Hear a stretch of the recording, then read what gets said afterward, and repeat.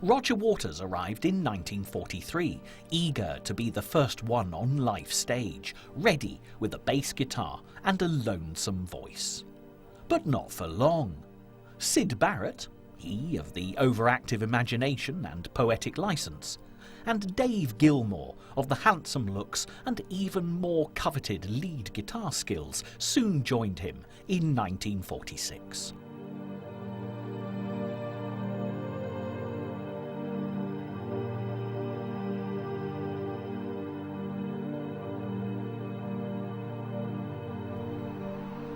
Meanwhile, in 1945, two more members waited in the not-too-distant wings of London to join the party. Nick Mason drummed himself out in Birmingham, son of a very affluent family who lived in a sprawling mansion on Downshire Hill, Hampstead. He wasn't so much born with a silver spoon in his mouth as the whole cutlery service.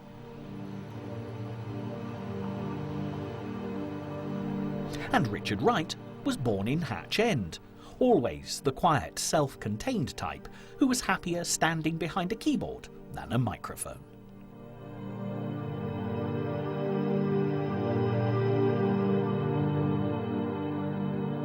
None of them had a difficult childhood or poverty-stricken background that spurred them on to later success.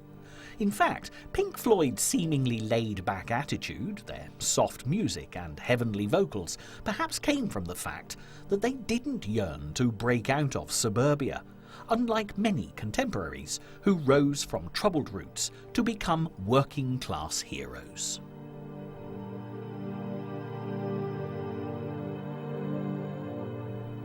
The early 1960s saw Cambridge as a thriving community for bands, artists, poets and progressive thinking types. In hindsight, the whole atmosphere does scream the word pretentious. Syd Barrett, the founding member of Pink Floyd, attended Cambridge's College of Art and Technology, as did the man who eventually replaced him, Dave Gilmour. They were close friends, and ironically, it was Dave Gilmour who actually taught Syd Barrett how to play the guitar.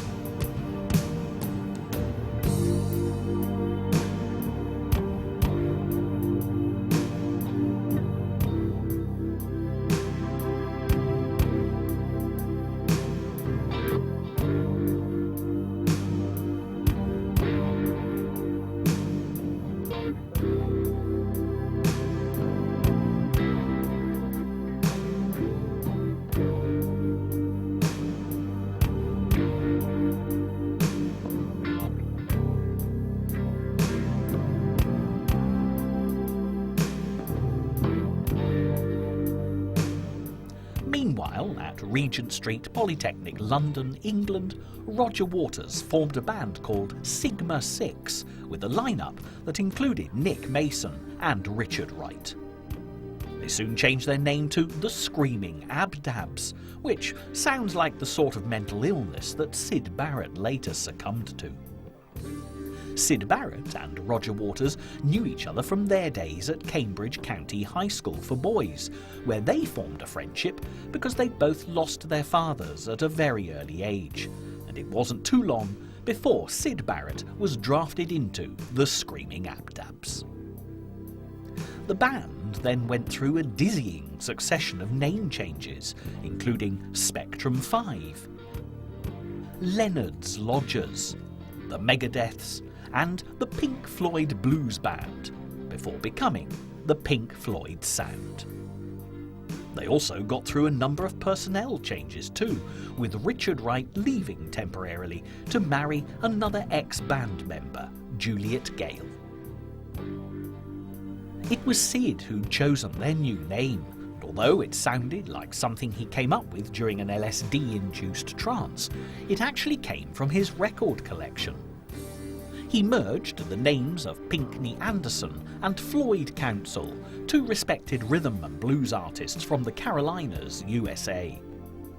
Roger Waters later stated that if they'd merged the wrong names, they'd have become a local authority, Anderson Council. Syd Barrett was a much better artist than a musician, and it was with this discipline that he approached his songwriting, turning each composition into a work of art.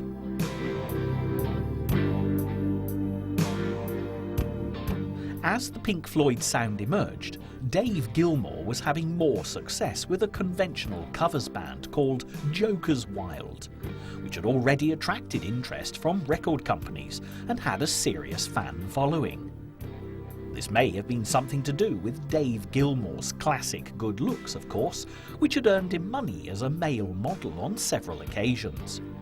He was the pop idol of his day, without having to endure the taunts of horribly opinionated judges.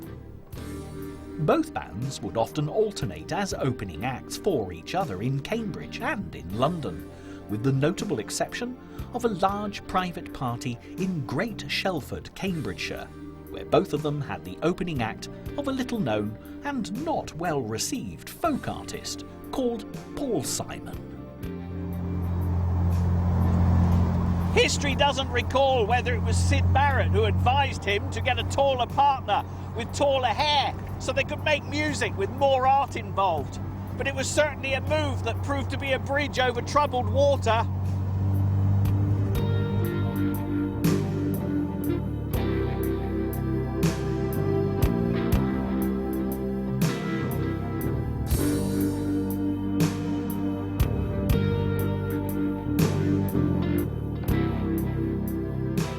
By 1966, the Pink Floyd had lost their sound. That's not to say they were now a band that played in silence. They just got rid of the word sound from their name and became quite simply the Pink Floyd. Using this name, they became very well known due to a series of gigs called Giant Mystery Happening. These gigs took place at the legendary Marquee Club, which occupied various locations in London, and has recently been revived with a 21st century transformation. This venue would play host to all the great bands of the 1960s and 70s, showcasing the birth and rise of the British music scene.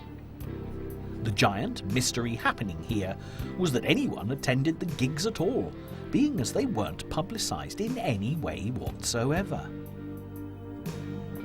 The main thing that singled these shows out was the emergence of the Pink Floyd as the soundtrack to alternative London, a trendy set of artists who championed anything different or avant-garde. Of course, taking copious amounts of drugs would have made anything seem alternative, and this was very much part of the London scene. Soon, the Pink Floyd came to the attention of Peter Jenner, John Hopkins, Andrew King and Joe Boyd, advocators and benefactors of the London Free School, which adhered to ideals set up by London's turn-on, tune-in, drop-out counterculture. They helped the Pink Floyd get their first official professional gig. The London Free School was located in a basement flat at 26 Powis Terrace, Notting Hill, London, where it ran the very first Notting Hill Carnival to raise awareness of drugs and the often ignored black population. It also produced the International Times newspaper, which was a non-political mouthpiece for music, literature, art, social issues and the growing drug culture. They championed the Pink Floyd and introduced the famous psychedelic light show to their stage performances, which brought not only an extra dimension to the Pink Floyd's freeform instrumental experimentation, but also increased the effects of any hallucinogenic drug taken by the audience.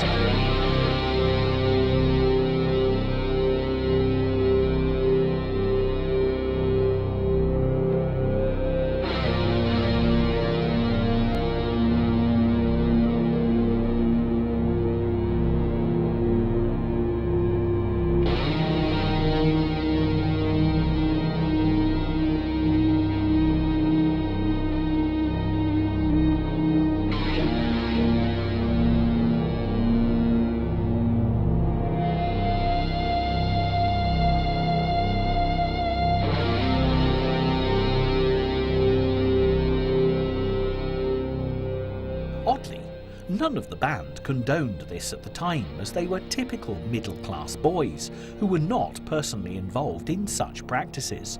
And it wasn't until later that Syd Barrett became hooked on stimulants that, sadly, exacerbated a fragile mental state to the point of meltdown. Because of the hype and the buzz surrounding the Pink Floyd in and amongst the London scene, record companies fell over themselves to sign them. Columbia, a subsidiary record label of the mighty EMI, offered the most creative freedom for the band, and they soon signed for them. Sidney Arthur Beecher Stevens was the man who got their signatures. He was the same man who turned down the Beatles a couple of years earlier, and he wasn't about to make the same mistake twice.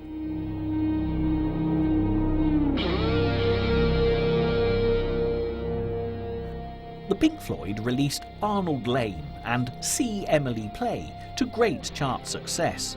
Both Syd Barrett penned lyrical oddities.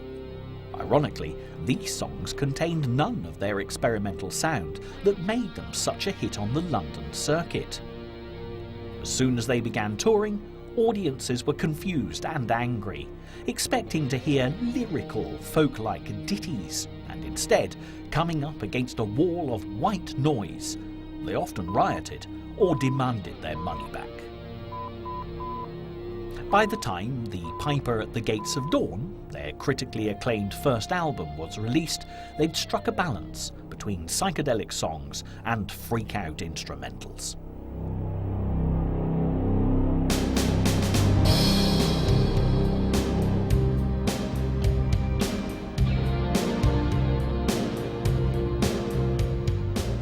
It lost them some of their core London audience, who saw it as selling out, but it gained them a much wider following outside of London.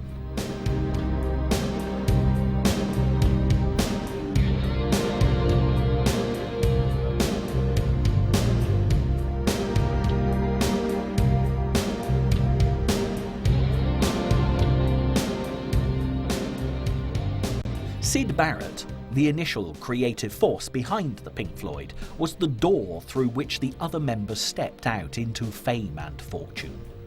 Sadly, the door was becoming unhinged.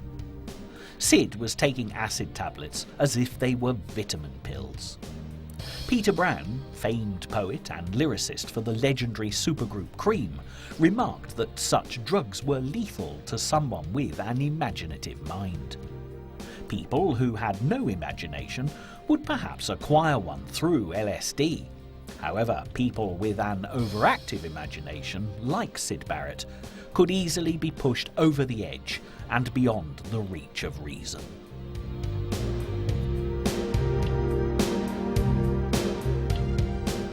It all came to a head in 1968 during a tour with Jimi Hendrix, The Move and Amon Corner.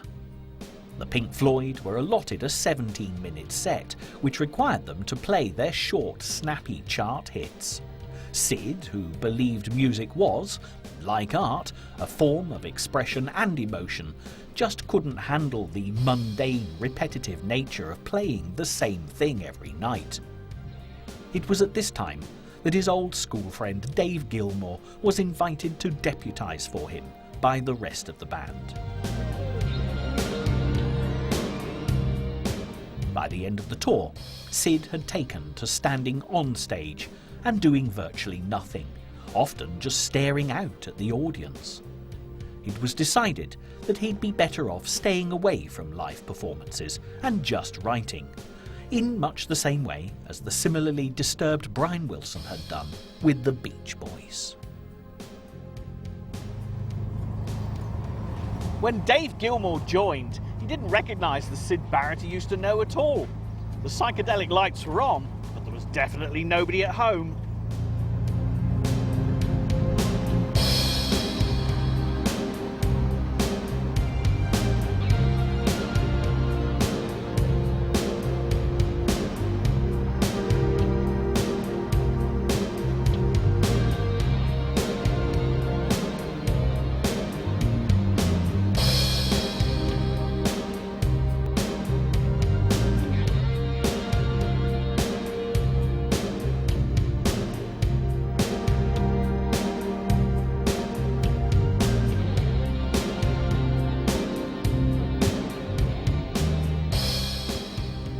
Syd Barrett officially left the band in 1968, taking with him the word "the" from their name.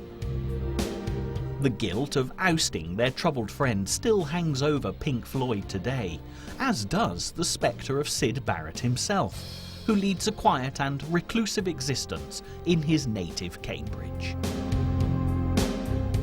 Roger Waters, being the tallest, oldest and most egocentric, took over the leadership of Pink Floyd, believing that even without Syd, they could continue to be a dominant and successful band. However, 2 subsequent singles flopped badly, and Pink Floyd began looking shakier than the 6-foot jello they used to offer up at their early stage shows. Their second album, A Saucerful of Secrets, had minimal involvement from either Syd Barrett, who was relegated to sitting in the recording studio's foyer waiting to be called into play, or Dave Gilmour, who was just there originally as a replacement for Syd Barrett's rhythm and lead guitar duties. However, because of extensive promotional duties in Europe and the USA, they began gaining a huge following, with fans that had no idea that there had been a Pink Floyd which involved a member called Syd Barrett.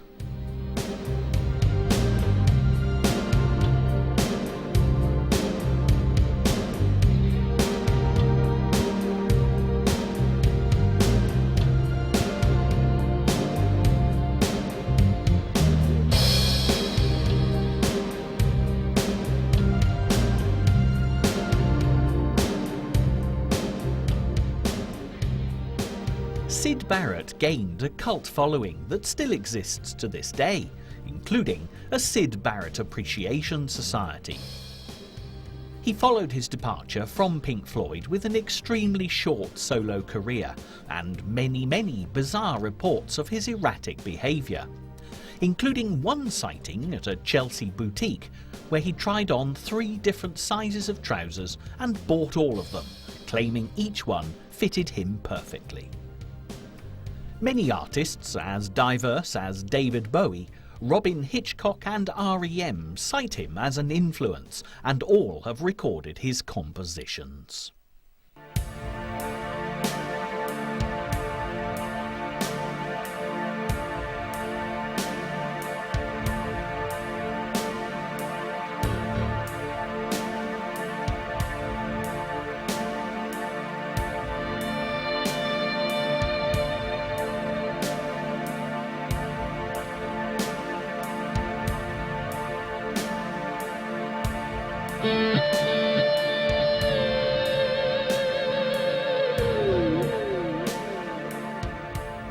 During 1969, Pink Floyd embarked on extensive tours in England and abroad, which took in renowned and popular venues such as the Royal Albert Hall, London, Fairfield Hall, Croydon, and the Mothers Club, Birmingham. This resulted in a new double album, half of which included a recording of them as live from their tour, called Ummagumma. The title was not a little-known African tribe who played progressive rock music on the shrunken heads of missionaries, but it alluded to the Cambridge slang word for copulation. Not quite as catchy when saddled with the New Age philosophy of the late 1960s. Free Ummagumma doesn't have the same ring to it as free love. Imagine asking someone if they fancied a quick Ummagumma. They might think you'd had too many beers, which, thinking about it, probably isn't a bad thing before you start prancing around asking somebody for an Ummagumma.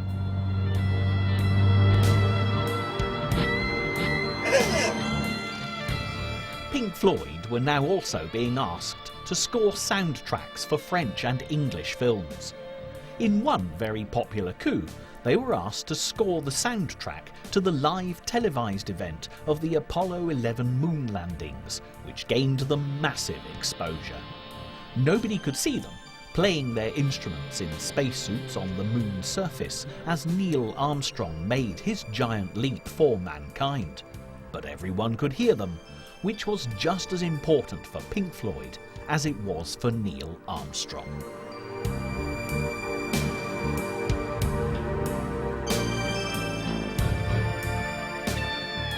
During the early 1970s, their next two albums, Atom Heart Mother and Medal, would establish Pink Floyd as a growing phenomenon.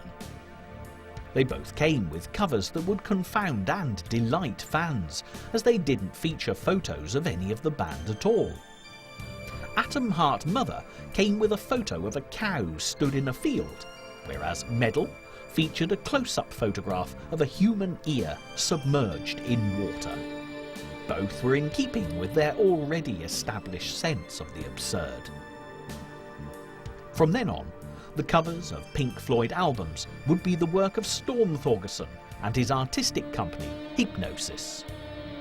My first photographic studio was one vacated by Storm in the famous Tin Pan Alley of London, otherwise called Denmark Street. Medal boasted two instant classics that would become live stalwarts played at every Pink Floyd concert. One was called Echoes, which started out as a 20-minute piece composed by Pink Floyd as a whole album, before being whittled down to the aforementioned song. The other, called One of These Days, came from a reworking of the title theme tune to the very popular BBC science fiction programme, Doctor Who. Science fiction is a big part of Pink Floyd's makeup, and the band were all big fans of this iconic show.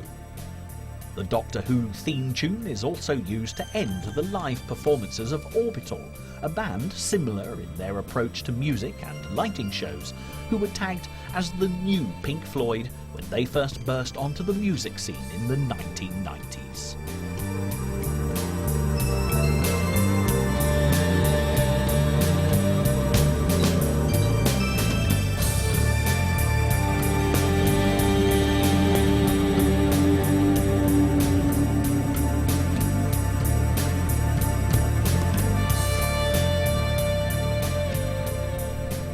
They recorded a Pink Floyd Live at Pompeii concert film, which was shot entirely in an empty amphitheatre, with shots of the Vesuvius volcano that had eradicated the original audience a long time ago. Originally commissioned for European television, the art house feel made it an instant success at the world-famous Edinburgh Festival in Scotland.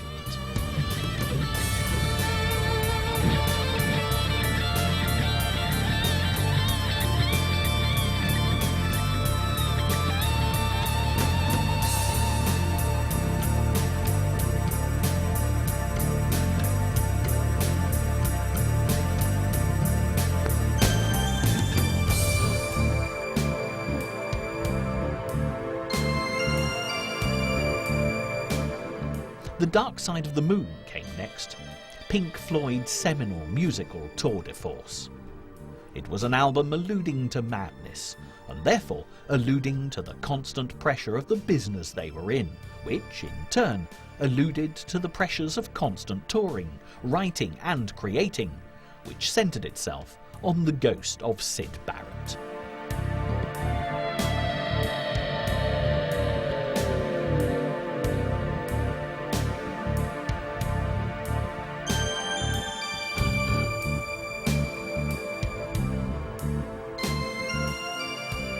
Although it focused on the shadow of Syd, it was the album that finally broke all ties with his vision of what Pink Floyd should be. It was an album that was effectively road-tested like a new car during long concert tours, playing nothing but this new material. The final pre-album release of a showcase was at the Rainbow Theatre, a luxurious venue opened in 1930 in Finsbury Park, London, which, like the Marquee Club, played host to all the big names of the 1960s and 1970s.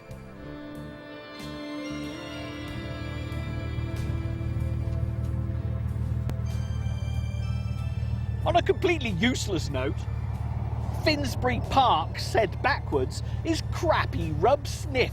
Thought you might like to know that. I'm off now to a very special location, Nebworth.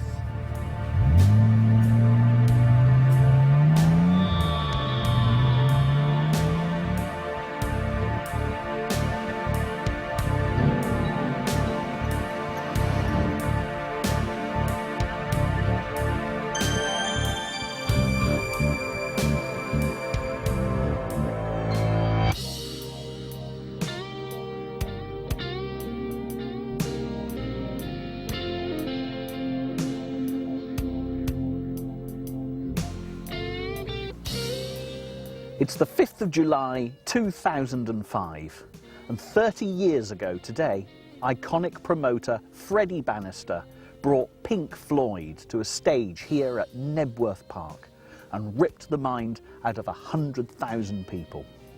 I was one of those 100,000, and this is exactly where I sat!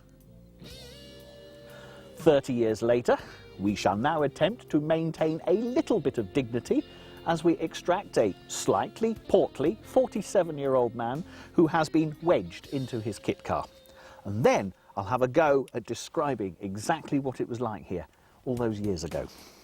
Right then, buttocks first.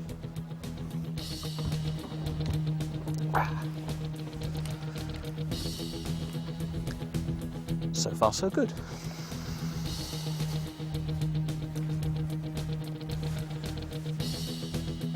Stage.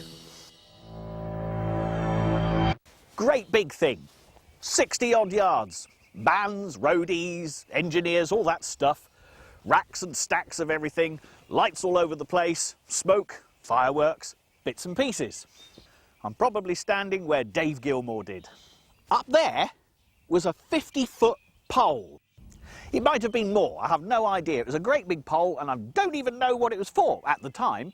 Anyway, we're all sitting there and Captain Beefheart is doing his Captain Beefheart thing and Roy Harper is doing his Roy Harper thing and Steve Miller is doing his Joker thing, and suddenly everybody starts hooray in the middle of the crowd. And I look back and there's a blokey climbed all the way to the top of the pole and you think, oh, he's an engineer, he's doing whatever he's supposed to be doing. Until the tannoy said, "Will the man at the top of the pole immediately come down or the concert will not continue?" And he sat at the top of his pole and he went, ah, as you would do if you had achieved such a thing. And the crowd went, yeah, more anarchy, and we were having fun, and it was a beautiful day. And he refused to come down. So a minute later, the tannoy said, "Will the man at the top of the pole please immediately come down or the concert will not continue?" Hey, went the man at the top of the pole. When 100,000 anarchists all trapped in one field. 1 minute later, "Will the man at the top of the pole immediately come down or Pink Floyd will not come on stage?" Boom! 100,000 people silent, daggers towards the pole. That man came down that pole like a fireman, covered with grease. Boom! Down he came. The concert continued. I digress while I remember that memory. That was a good moment. Stage. 4 great big loudspeaker stacks. There was one set of speakers here, and another set over here. The third one was here, and there was a fourth one right here. Pink Floyd started the set with the opening track of the new Wish You Were Here album. The one that goes ooh for about 2.5 minutes, making it, I think, the longest opening single note by a rock band in history. With the exception of when I got my little finger caught between 2 keys in my Korg M1 in 1987. But that's a different story. When the ooh had gone on for 2.5 minutes, the 4 speakers went bong, bong, bong, bong.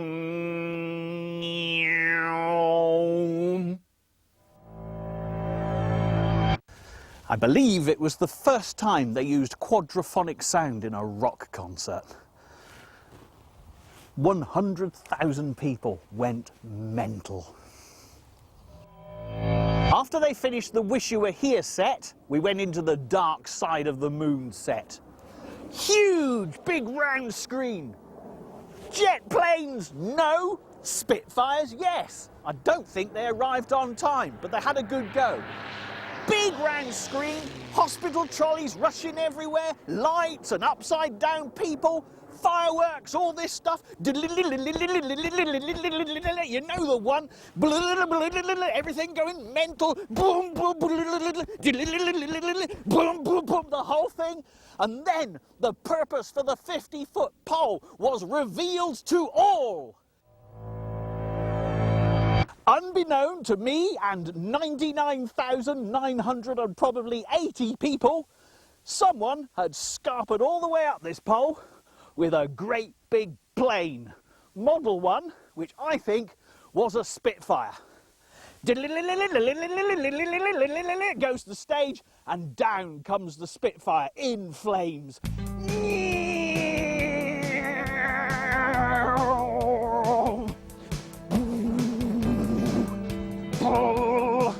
We start to see it.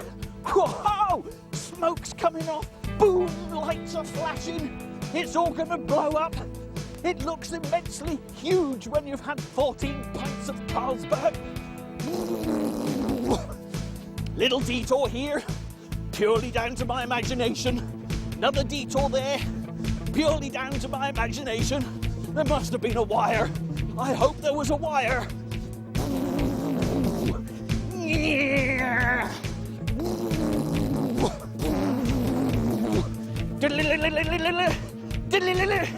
Yes, we're gonna make it.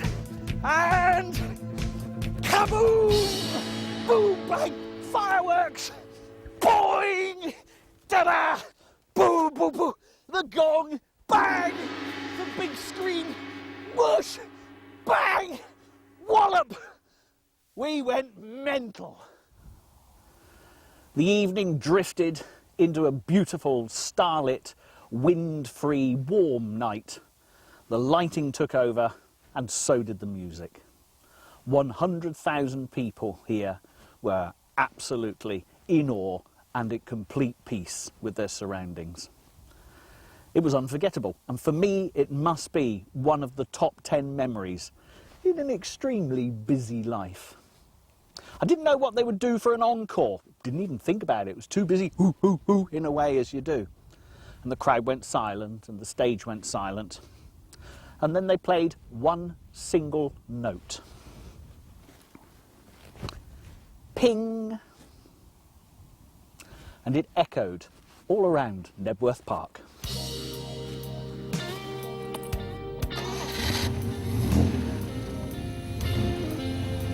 Ping!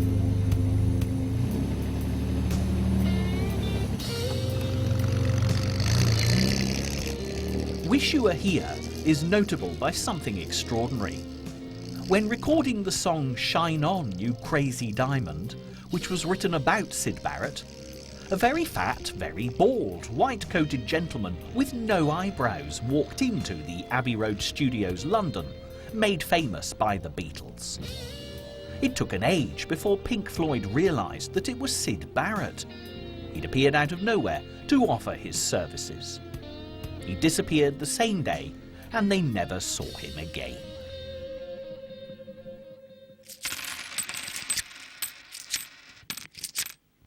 Tensions within the band were becoming increasingly fraught due to the divide between all four musicians. There was no urgency anymore to make music because they felt they'd reached their zenith with Dark Side of the Moon. They were also being lambasted in the popular press as younger journalists increasingly found their middle-class music dull and expressionless.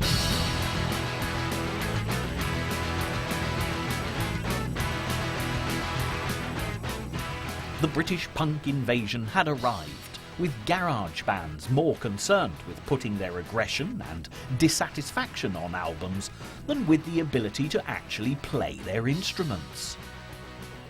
Pink Floyd's next album, Animals, was a reaction to press criticism and punk's angry mob. It was stark, angry, and far removed from the slickness of their previous productions.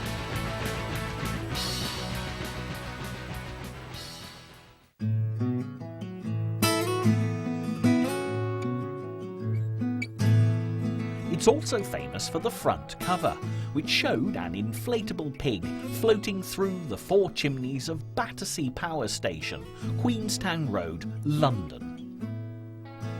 The station was built in the 1930s, designed by Sir Giles Gilbert Scott as the biggest brick building in Europe, and was once the symbol of modernity and progression, but now stands derelict and forlorn. A specially imported 40-foot inflatable pig broke free from the tether during the morning shoot and floated away majestically over the London skyline. Local air traffic control had to warn pilots of a flying pig in the vicinity. By mid-afternoon, it was seen at 18,000 feet over Chatham, Kent. It finally landed in a farmer's field in Chilham, near Canterbury, with quite a tale to tell the other pigs.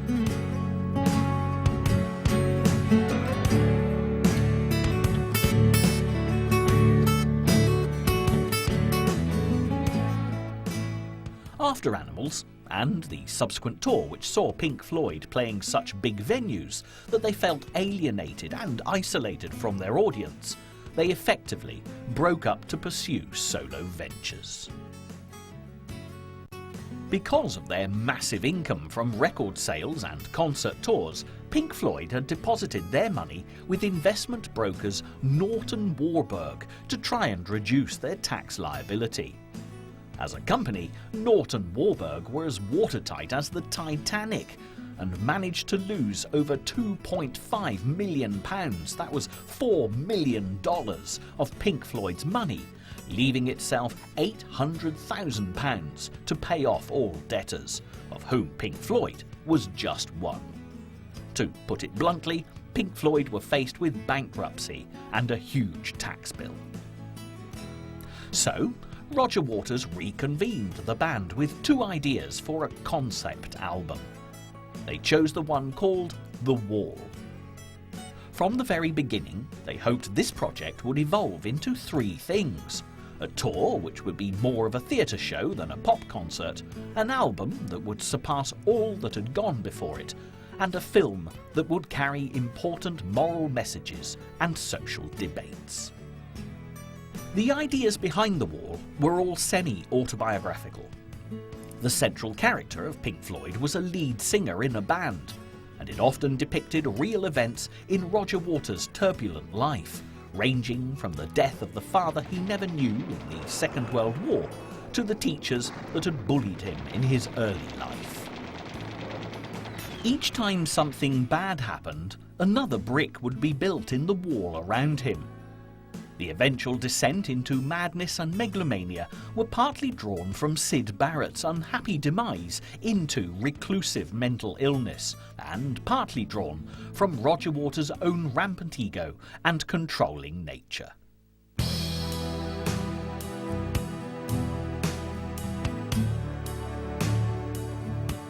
When the album was released, Roger Waters had become such a tyrannical leader of the group, something which, as an armchair socialist, he would rage against in other people, that he effectively froze Richard Wright, the keyboardist, out of Pink Floyd.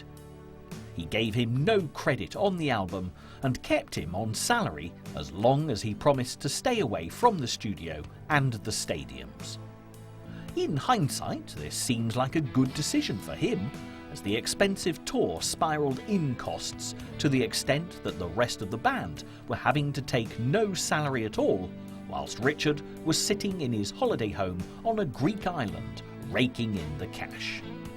He even got royalties from Pink Floyd's only #1 single, Another Brick in the Wall, the anti-education system diatribe in musical form.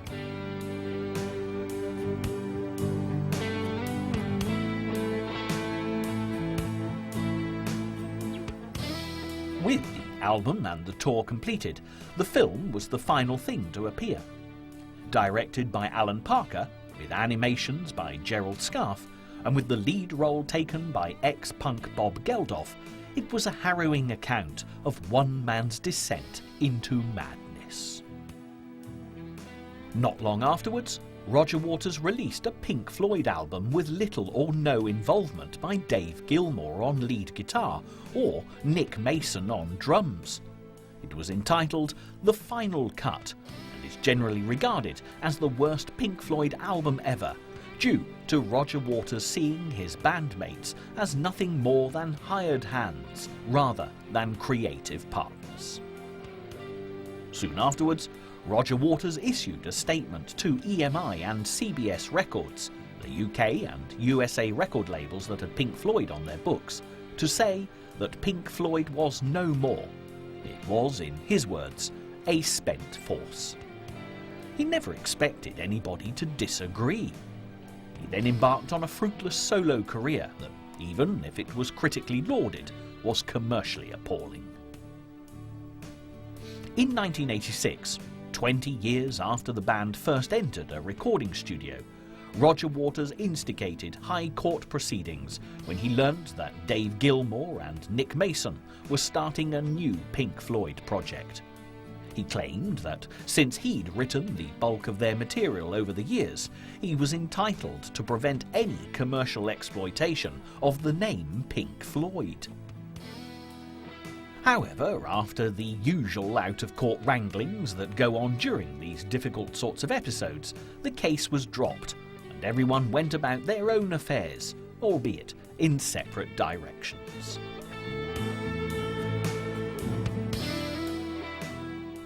Dave Gilmour and Nick Mason released the new Pink Floyd album entitled A Momentary Lapse of Reason in 1987.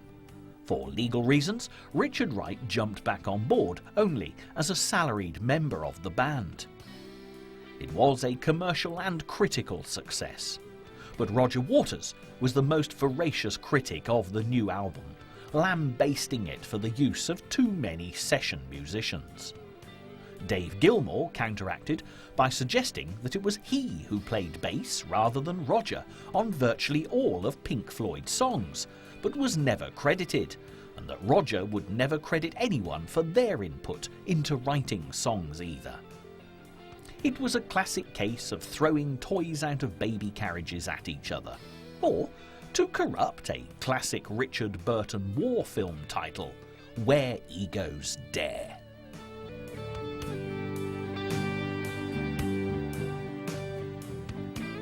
In order to make the reformation of Pink Floyd complete, the band recreated the immense stage shows that they'd become famous for and took it all back out on a worldwide tour. The box office success eclipsed anything that had gone before it and relegated the Roger Waters solo tour, which he'd decided to attempt at the same time, to a mere footnote in history. The comeback tour finished up at Nebworth Park, north of London, in September 1990. There had been 200 shows, 5 million fans, and £60 million worth of takings, not including merchandise. In the same year as the Pink Floyd tour finished, Roger Waters led an all-star cast of musicians and actors in a live performance of The Wall in Germany, featuring Joni Mitchell, Sinead O'Connor, Van Morrison, The Band, Tim Curry, Albert Finney, and Marianne Faithfull.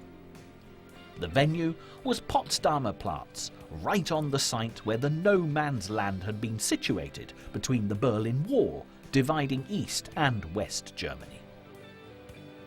The knocking down of the wall provided the perfect benefit concert performance for The Wall, which Roger Waters had vowed never to again perform.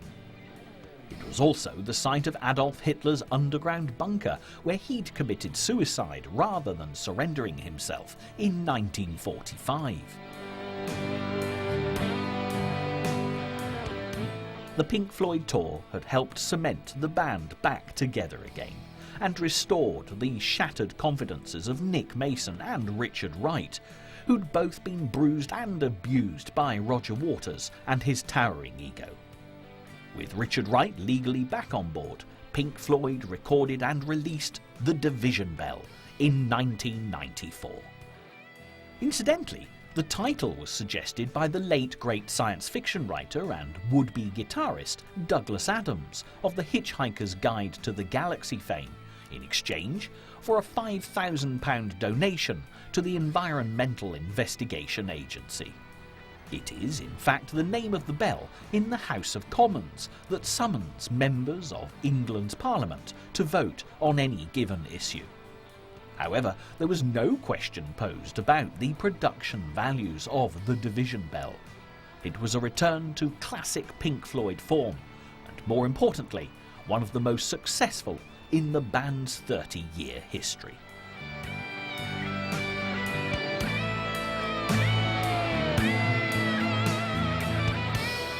Both A Momentary Lapse of Reason and The Division Bell were recorded on Dave Gilmour's luxury houseboat cum studio, the Astoria, which is moored on the Thames River, London, England, right next to Hurst Park, the site of the first ever cricket match and the first game of golf to be played in 1731 and 1758 respectively. The houseboat was built in 1913 for the theatrical impresario Fred Carno, the man who took his troupe of acrobats and comedians to America and introduced the world to Charlie Chaplin and Stan Laurel.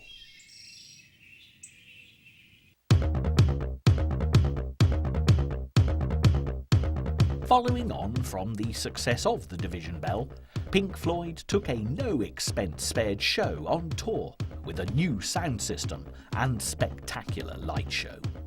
They carefully balanced old and new material, which attracted a new and younger audience, as well as appealing to the more mature fans. The tour also produced a new live album called Pulse, which was distinguishable from other albums by having a red LED flashing light embedded in the packaging that flashed intermittently on and off for 6 months. It also contained a complete live version of Dark Side of the Moon as the complete second half of the concert. Yet again, Dave Gilmour's floating studio, the Astoria, was the venue for the mixing, post-production and editing of Pulse. Pink Floyd are consistently likened by critics to a lumbering dinosaur still striding the world like a relic from a bygone age.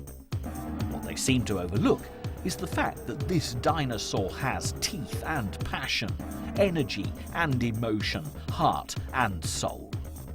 It has overcome the loss of 2 of the key creators of the Pink Floyd species, but has still survived and is in little danger of ever becoming extinct.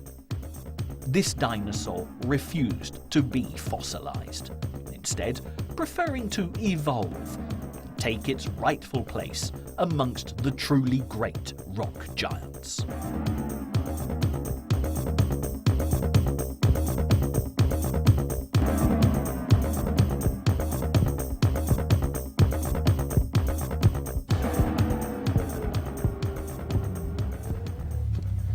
There's a footnote to this tale. As a result of Bob Geldof's cry to the people through Live 8, Pink Floyd put aside 20 years of differences, and Messrs. Wright, Waters, Gilmour and Mason recreated some dinosaur DNA and rocked again at Hyde Park for the very last time. Or was it?